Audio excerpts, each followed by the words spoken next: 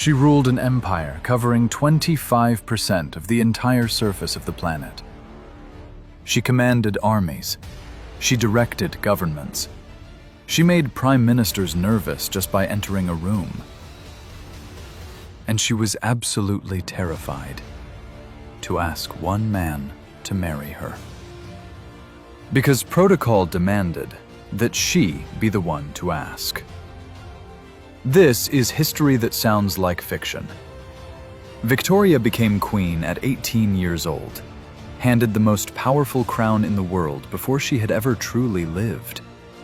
Her entire childhood had been controlled by a suffocating system called the Kensington system, designed by her mother and a manipulative advisor named John Conroy to keep her isolated, dependent, and controllable. She was not allowed to sleep alone, not allowed to walk downstairs without holding someone's hand, not allowed to meet people unsupervised, not allowed to simply be a person. The night she became queen, she moved her mother out of her bedroom, the very first night. And for 2 years, she ruled with the fierce energy of someone who had been caged for 18 years and had finally found the door open. But she was lonely, profoundly aching lonely, in the way only people surrounded by hundreds can be. Everyone around her was a subject, every relationship filtered through protocol and power. There was nobody she could simply be herself with. Prince Albert of Saxe-Coburg and Gotha visited in October 1839. Victoria was 20. Albert was 20. And something happened that no protocol manual had been designed to handle. The Queen of the British Empire fell completely helplessly in love. She wrote in her diary about his beauty, his gentleness, his patience, his mind. She wrote about him the way people write when they have found the thing they didn't know they were missing. But Victoria was the queen.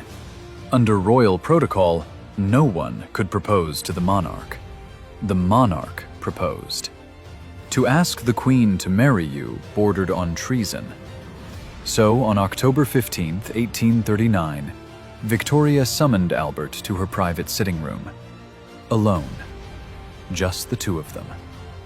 She later wrote that she told him it would make her too happy if he would consent to what she wished. She was shaking.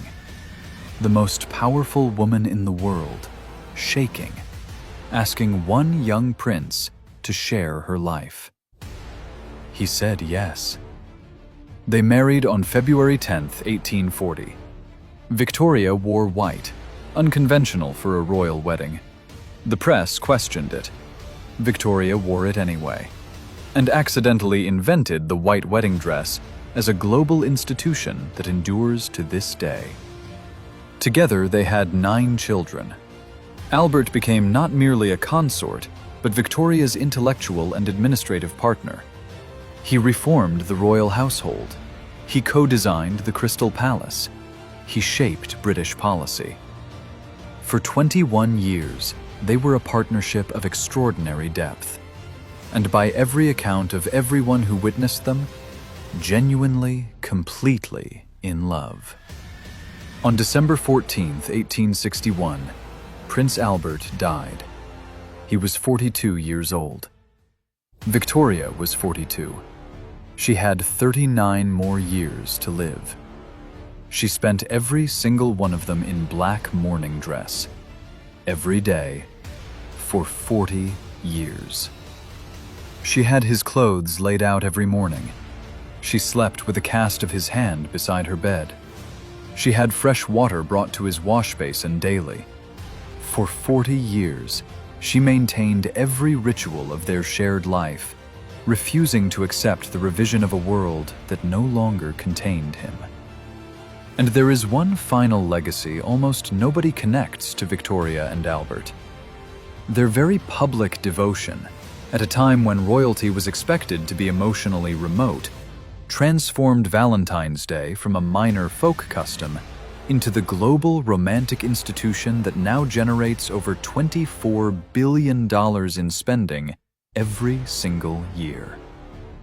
The woman who proposed to her own husband, who wore black for 40 consecutive years, who slept beside a cast of a dead man's hand for 4 decades, accidentally turned love into an industry.